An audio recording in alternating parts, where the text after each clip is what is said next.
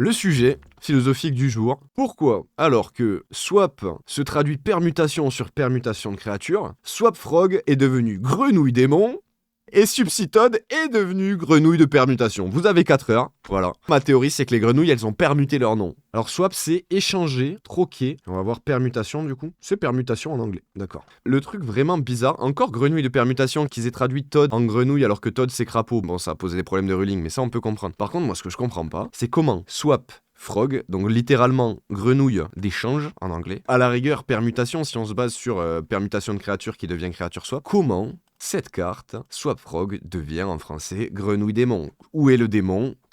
Qu'est-ce que c'est cette histoire de démon? C'est Chétan. Exactement. Je crois que j'ai la réponse. Dis-nous, Raiden. Oh, dans la mythologie japonaise. Oh, non, attends, parce qu'il va vraiment donner un vrai truc là. T'as une divinité qui représente une grenouille, ouais, jusque-là, ok.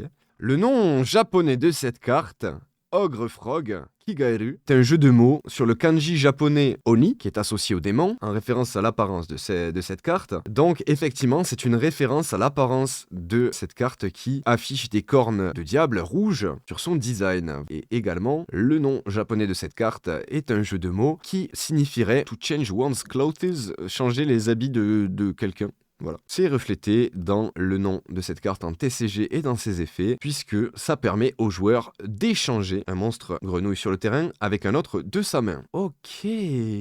Donc cette carte est probablement l'antithèse de Renet, puisque les designs de ces monstres sont basés sur les habitants du paradis et de l'enfer. Incroyable. Le design de cette carte, avec des cornes rouges démoniaques et son nom associé au démon, tandis que Renet porte un halo, des ailes angéliques associées aux anges. Les deux cartes ont des effets opposés, puisque cette carte envoie un monstre de type aqua au cimetière lorsqu'elle est invoquée, alors que la rainette permet de se respect depuis le cimetière, donc la rainette va invoquer un monstre aqua. Effectivement, on voit l'opposition, c'est pas que dans les artworks. Eh ben, incroyable. Merci Raiden pour cette anecdote. On a appris des choses aujourd'hui. Merci frérot.